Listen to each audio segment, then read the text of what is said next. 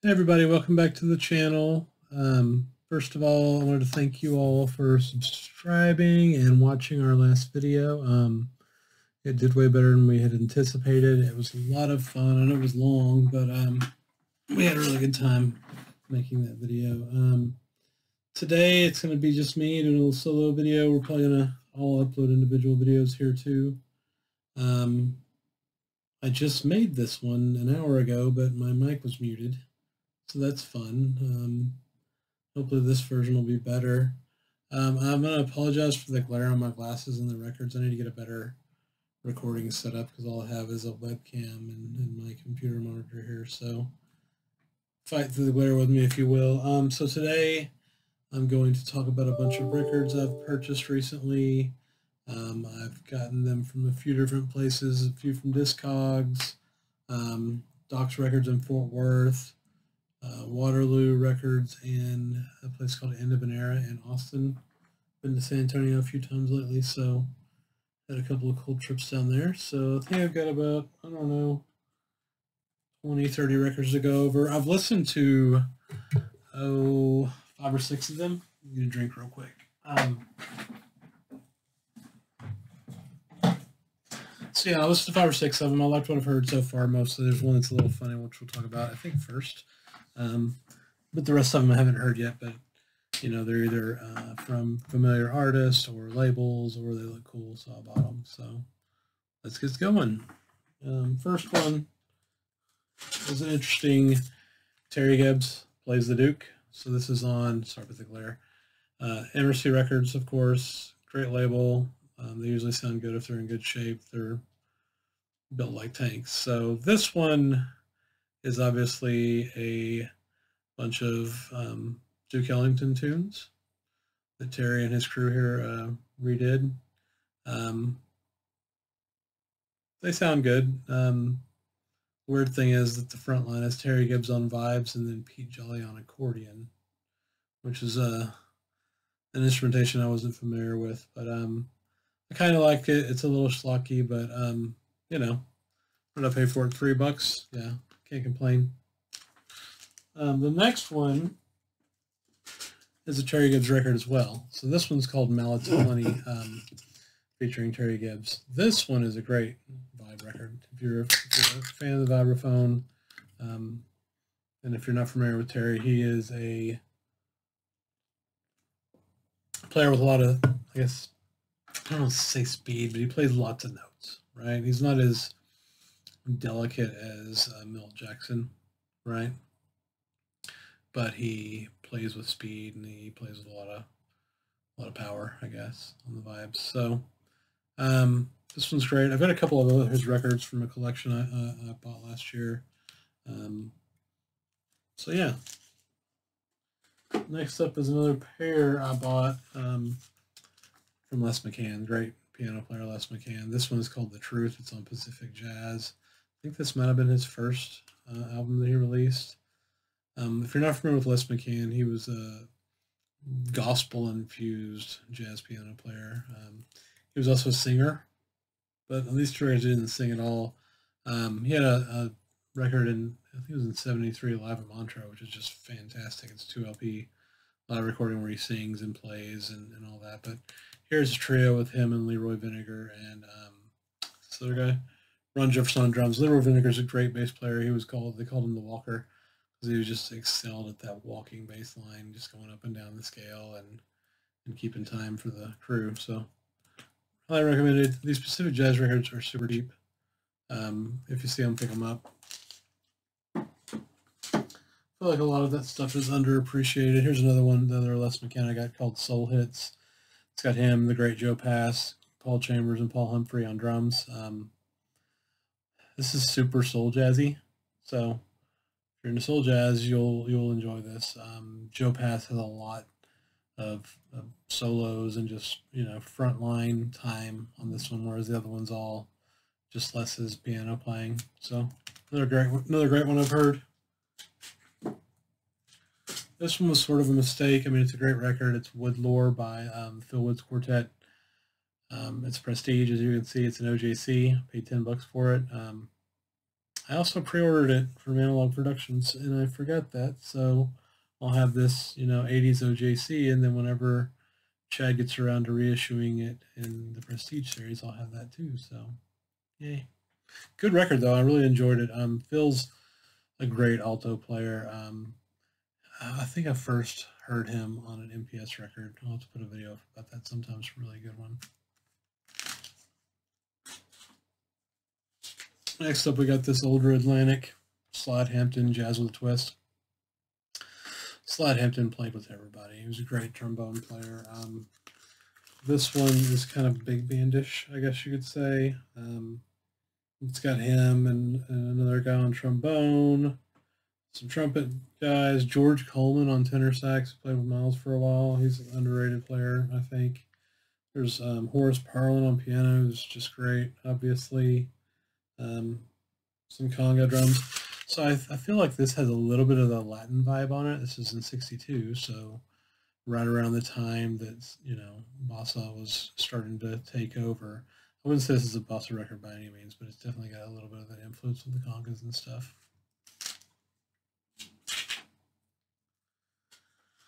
The only reason I have this record is because of Dan the Jazz Shepherd. So this is Pee Wee Irwin, Accent on Dixieland. So this is on Urania Records, which is a label that Dan has had, mentioned in videos, had videos about. Super rare, not expensive at all. I think I paid $4 for this.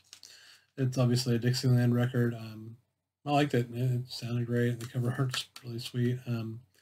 They apparently had some other Accent on records. They had a one with a tenor sax one, which was Coleman Hawkins, I believe.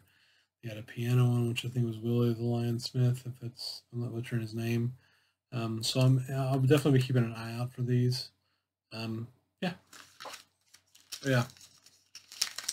Check out the label on this one. So how cool is that label? Oh, that's upside down.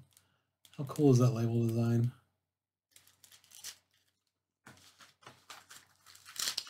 The nice thing about a bunch of these records I got a lot of them at the end of an era, and they're all in really good shape and fairly priced, which you don't always see on used jazz records at some of these stores nowadays. I mean, I would say these were mostly in line with Discogs, but they weren't like priced exactly like Discogs, where if it's, somebody's trying to sell a record for $25 on Discogs, that's the price in the record store. I mean, I guess that's fair. I also enjoy when that's not the case, right?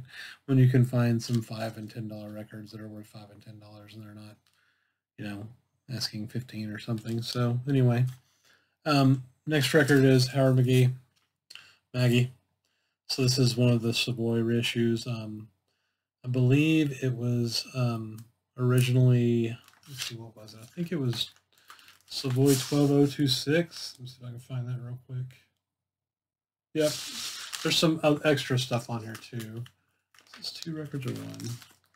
This is 2 LPs, so it's 2 for basically, but the original one I think was with him and Milt Jackson, and then the rest of the stuff was unreleased. So I've enjoyed every single one of these 70s Savoy reissues that I've bought. I believe we showed the Hank Mobley and Lee Morgan one in our last video. This is the first one I haven't listened to that we're discussing, so we'll see. Next up, there's several of these in this pile.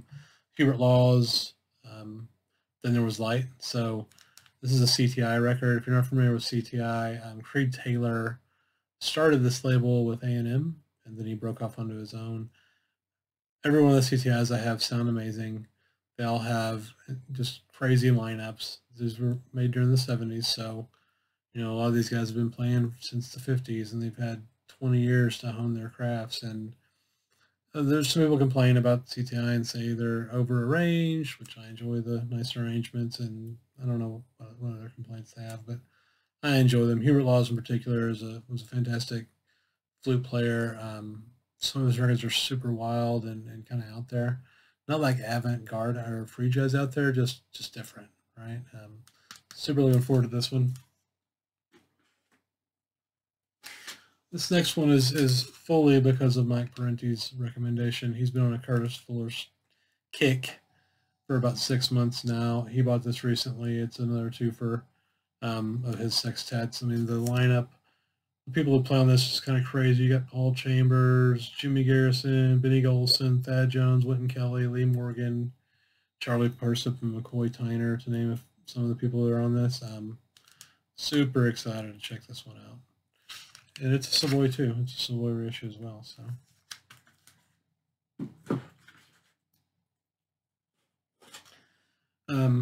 I bought that one on Discogs and ordered a couple other records with it to get free shipping. So this is another OJC, The Sound of Sonny Rollins. Again, haven't heard this one yet. Looking forward to it. Sonny's one of my top tenor players for sure. I just love his tone, and Sax Colossus is just one of my favorite records, period. On this one, we've got Sonny on tenor, Sonny Clark on piano, another favorite, Percy Heath and Paul Chambers on bass, Roy Haynes on drums. So, yeah, this one should be cool. I mean, I've seen it. I've seen this record before, but I haven't heard it. So I'm looking forward to that one. The other Sonny record I have is Sonny Rollins +4, right?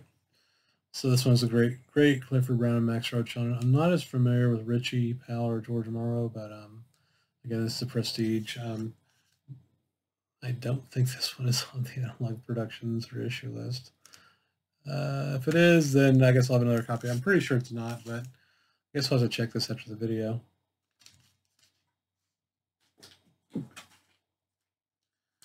This next one is actually a new one that I kind of got in this pile.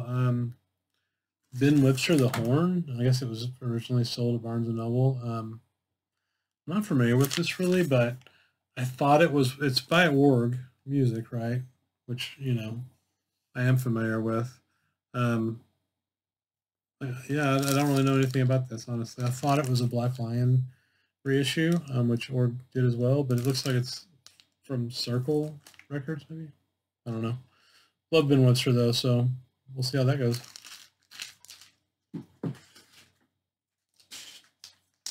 Next, we got another OJC Hampton Hawes trio on contemporary. Love contemporary records. You know, I'm buying most of the reissues that are coming out. This may be reissued. If so, I don't have but $10 in this copy. It's sealed too. So we got Hampton Hawes on piano, Red Mitchell on bass, and Chuck Thompson on drums. Definitely looking forward to this one. This is an old one too. Looks like the Lester Koenig himself, who was the founder of Contemporary Records, if I'm not wrong, wrote the liner notes for this in 1955. So, yeah, super interested in this one. I mean, I've got Hampton Hawes' work on some other contemporary stuff I have. I don't think I have any of his records where he was a leader, but this will be the first one. Next couple are by one of my top piano guys, Errol Garner. Just love his playing. You know, he's up there. He's in my top 5 easily. This one is called Gone, Garner, Gonest. It's an early Columbia. As you can see, it's number 617 in the Columbia series. Maybe we started on trying to figure out what's jazz and what's not when you're looking at Columbia records. Though they just kind of mixed everything together, but it's obviously jazz. So yeah, this one, it's kind of funny. It says piano solos with bass and drums. So is that just like that piano trio or something different? I don't know, because we'll find out. I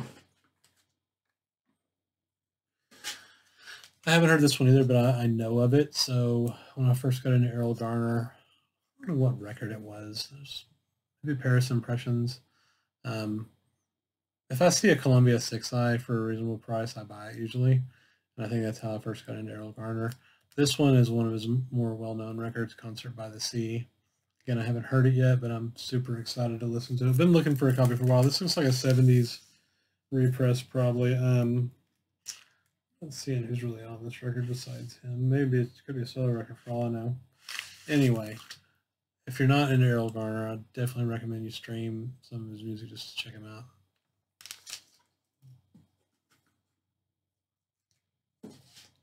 Next up is another one I bought just based on the label, Pablo Records. I'm a big fan of Pablo. I can't remember who founded the label. It's one of the big guys from Verve or something. But what he did was he would hire these older jazz players, right, mostly in the 70s, I believe, probably in the 80s too, to make new records, and some of them are really cool. This is Roy Eldridge, as you can see. But every Pablo record I have sounds great. They're affordable and available. So, yeah, I mean, I've got some Oscar Peterson stuff that's really cool. I've got some Count Basie stuff that's really cool. There's some Count Basie jam sessions, which are just wild. So, yeah, looking forward to that one. Up next, we've got Jazz Kaleidoscope. So this is an album that's kind of split in two sides. Pete Brown Sextet and Jonah Jones Sextet are on this. Not familiar with Pete Brown at all. I've got a couple of Jonah Jones records from that collection I bought last year, which I'll talk about more here in a minute. But I bought this just because the cover looks fantastic. It's an old Bethlehem. It seems to be in great shape, and it was $8. So we'll see.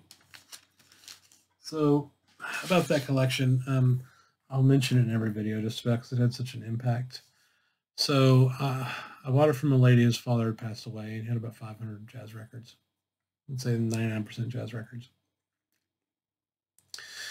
And it was just really neat. Well, first of all, it's a lot of work to go through 500 records. I don't know if you've ever done that, but it is a lot. A lot of weight, a lot of cleaning, a lot of cataloging, and I ended up keeping about 400 of the records. And, you know, I would say 70% of them were from artists that I'd never heard of or never listened to before.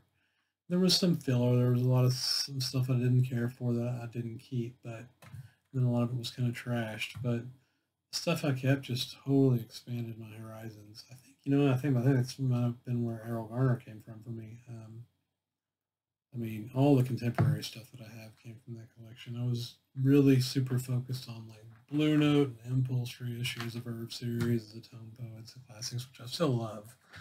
But getting that that big injection into a collection of just all kinds of different stuff really expanded my my jazz horizons, and also I really love the fact that that guy's collection is, you know, infused into mine now.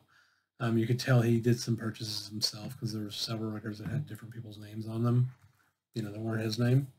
Some of the records had his name on them too. But anyway, I'm rambling here. But it was just a really neat experience that I hope to repeat. All right.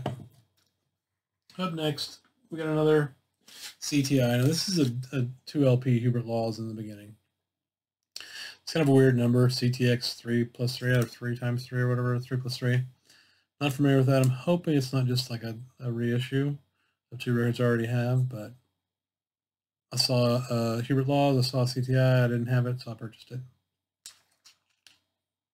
I think this one has the RBG stamp in it too, which a lot of the, I mean, Previn Gelber recorded most of the CTI stuff. So, you know, it's well engineered, well recorded. And like I said, a lot of the records you'll find have his stamp on them, so you know they're cut well too. All right. This one's interesting. So Bud Shank, I've got several Bud Shank records, again, from that collection. I got introduced to Bud Shank. And a lot of West Coast jazz, really, from that collection. Shorty Rogers I've known about for a while. We've got some old RCA Living Stereo records that he put out. He was a great like trumpet band leader, arranger guy back in the 50s. This one though is called California Concert. It was recorded in 1985, so looking forward to digging into this one.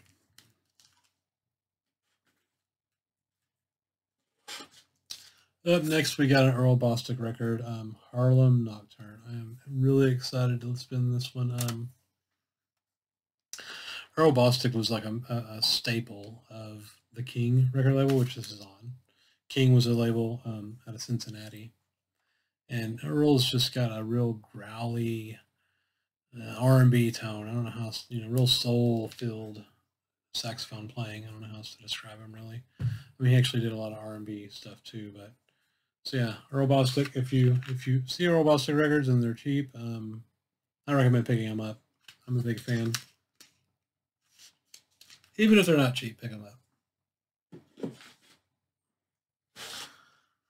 How about this one, kind of on a lark? It's a, you know, Modern Jazz Quartet, one of my favorite groups. European Concert, Volume 2. So that's where I'm a little confused. I'm hoping this isn't just like the second LP from the the set I already have 2 copies of, the European Concert. If you're not a fan of Modern Jazz Quartet, I get it. A lot of people call them the chamber music of jazz. If you're not familiar with, I definitely recommend you check out European Concert, though. I think it's a fantastic record. Again, not sure if this is just the second volume or not, but we're going to find out. I'm hoping it's not. I'm hoping it's other, it's other stuff that I haven't heard before.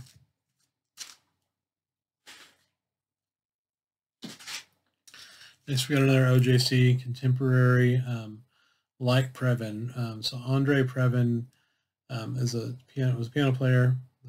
Maybe some of us have no idea, but to me, his playing had a lot of classical sound to it, a lot of really beautiful, more traditional Western European sound to it. I think that turns some people off, but for me, I've enjoyed, all the stuff that I've heard of his. He's here with Red Mitchell on bass and Frankie Cap on drums. I've got a Shorty Rogers and Andre Previn record that I really enjoy. So yeah, we'll see how this one goes. So this is another King I just kind of bought just because it's on King. It's Johnny Payton. It's a live record from Chicago, from London House, I believe is the name of the club. Yeah. So it's got Autumn Leaves on it. Yeah, no clue. I'm sure it's going to be cool, though. I mean, they're carrying in their bass. How can that be cool? Look, it's the 50s. Look at the cover. Come on, man. It's going to be great. And if it sucks, I will let you know. Another CTI. So this is from the A&M series. The silver cover is kind of unique. I don't know what that's about, but it's not really right. Calling out loud. Those are firecrackers. Wow, I just realized that's firecrackers on the front, so this should be a hot one. Don't have a lot of Nat Adderley. I don't think I have any Nat Adderley records. I mean, I've got a bunch of Cannonball stuff that he plays on. This is my first Nat Adderley record, so looking forward to it. This next one I really have no knowledge of. It's Pete Chrisley, which I'm probably butchering his name, and Warren Marsh Quintet, Apogee. So I'm familiar with Warren Marsh because of a record he did with Lee Konitz on Atlantic, an early Atlantic series, which is a fantastic record. I had an old Roach Duck copy from that collection I bought that I just really enjoyed, and I ended up buying a Speaker's Corner issue. Anyway, I bought this simply because Warren Marsh is on it, so we'll see how that goes. I'm not familiar with this. Oh, it's Warner Brothers. I'm not familiar with the label. Yeah, it's Warner Brothers, so I am familiar with the label. So, yeah, that'll be interesting. Oh, wait a minute. Okay. So I just read this was produced by Walter Becker and Donald Fagen, who is Steely Dan. So that's kind of a whole new... I'm a huge Steely Dan fan. Saw him in concert. Saw Donald Fagen in concert a couple weeks ago. Unfortunately, Walter Becker is no longer with us, but that's a whole new aspect that I didn't even think about with this record. So cool. I apologize for the autofocus. My webcam's not that great. Up next, we got Al Cohn and Zoot Sims Quintet, You and Me. Again, I haven't heard this record. Heard lots of Al Cohn, heard lots of Zoot Sims, and liked what I heard. So I saw this for a decent price, in great shape, so I picked it up.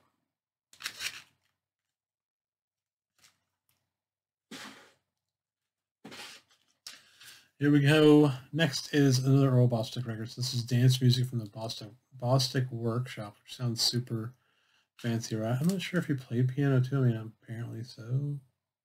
I don't know.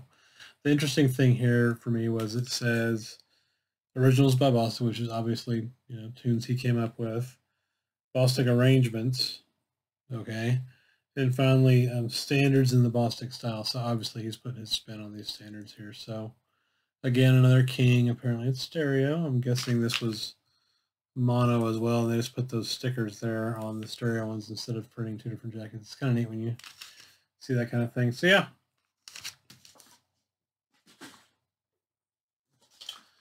I'm betting that most people haven't heard of Dick Burke and the Jazz Adoption Agency. So again, I learned of Dick Burke for a record that I got in the collection I bought last year. Thought it was gonna be lame. It's just a bunch of if you look at the pictures, it's a bunch of white dudes dressed like, you know, it's the 70s or something, which maybe in the 80s, 70s, I don't know. Check these cats out. Right? Look like my uncles.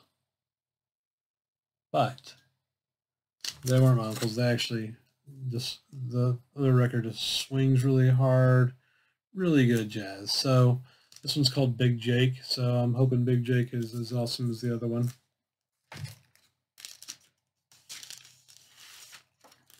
Jazz is crazy, right? Like there's so,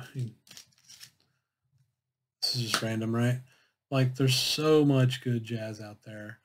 And, you know, as you know, watching Dan over the months and year I've been collecting, he's right. There's so much stuff out there that doesn't get any attention, but the good thing for us is I paid $4 for this. So, yeah.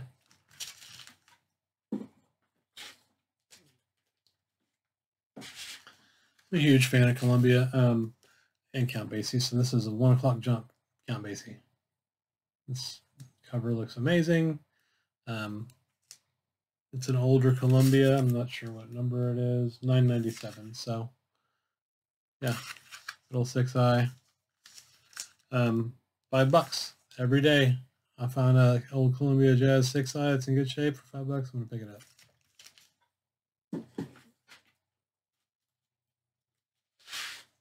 Here's another one I bought purely based on the fact that it's a Savoy. It's called Borderline by Ray Mckinley and Eddie Sauder. Not familiar with either one of these guys. Not familiar with this record. It's old OG-ish Savoy. It may not be an OG. So I picked it up. We'll see. It says on the back, it's Ray McKinley's orchestra or something. It's kind of big bandish. It also listed a whole bunch of different soloists, so pretty excited to check that out. This one real quick, another Hubert Laws, Carnegie Hall. It's concert, obviously, CTI. Great flute player. Ron Carter, Bob James, a bunch of other just awesome players, including Billy Cobham. So what's not to like?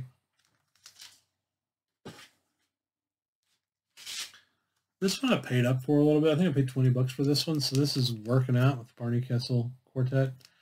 Barney's just one of my favorite guitarists. You know, I really loved the stuff he did with Oscar Peterson.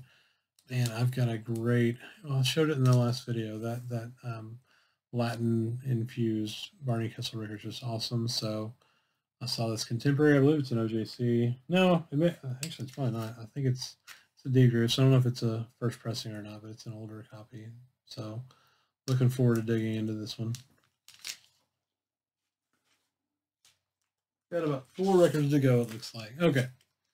Up next, we got Johnny Hodges and Wild Bill Davis. So Johnny Hodges, outstanding alto sax player. Wild Bill Davis is an organ guy. I'm not really familiar with his work. His records are everywhere, though. So pick this one up cheap. It's called Blue Rabbit on Verve. Funnily enough, Wild Bill Davis only plays on one song. It's an organ. It's an organ sax record, but Ray Jackson plays on the rest of the tunes. It looks like. Yeah. Kenny Burrell shows up for one song too, which is kind of cool. It looks like it was recorded over 3 different dates. So interesting. I like the cover. So I think this was the first Errol Garner record I ever listened to. The copy I have is trashed. Great record. This one's in excellent shape. It's a 6i. Got it pretty cheap. It doesn't really say who else is on this record, and I don't remember. But highly recommended. I mean, every Errol Garner record I have, I just love. This next one's a bit of a cautionary tale. People should recognize this record. Probably it's a super expensive Lee Morgan record on VJ. Art Blakey, Wynton Kelly, Cliff Jordan, and Paul Chambers, right? I knew it was a reissue when I got it. It was sealed. It was in the used section of this record store I bought it at, but it was sealed. I was like, oh, cool, a sealed reissue. Maybe it's, you know, awesome. Well, turns out it's Scorpio pressing. If you're not familiar with Scorpio, they started as a cutout label where they would, you know, resell cutout records to stores at, you know, cheap prices, which whatever. Then they got into pressing what I call, you know, what do I call them? Fakes, basically, right? Bootlegs, unauthorized records, whatever you want to call them. There's tons of Scorpio Blue Notes out there. See them all the time. I've accidentally bought a couple of them and they didn't sound great. I knew this was a fake when I opened it because one of the record labels has spindle marks in it. So whatever they copied this from, they got the artwork from an old record that had spindle marks in it. So hopefully it doesn't sound like an old wore out record. I guess we'll find out. All right. Last but not least, we got the great Mr. Shorty Rogers again. So this is a super early in the Atlantic Jazz Series, 1212 and the 1200 series. So excited to listen to this one.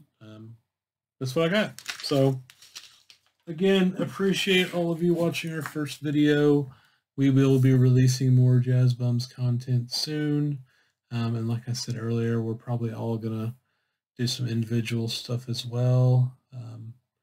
But yeah, that's what I got for you, folks. Appreciate it. See you next time.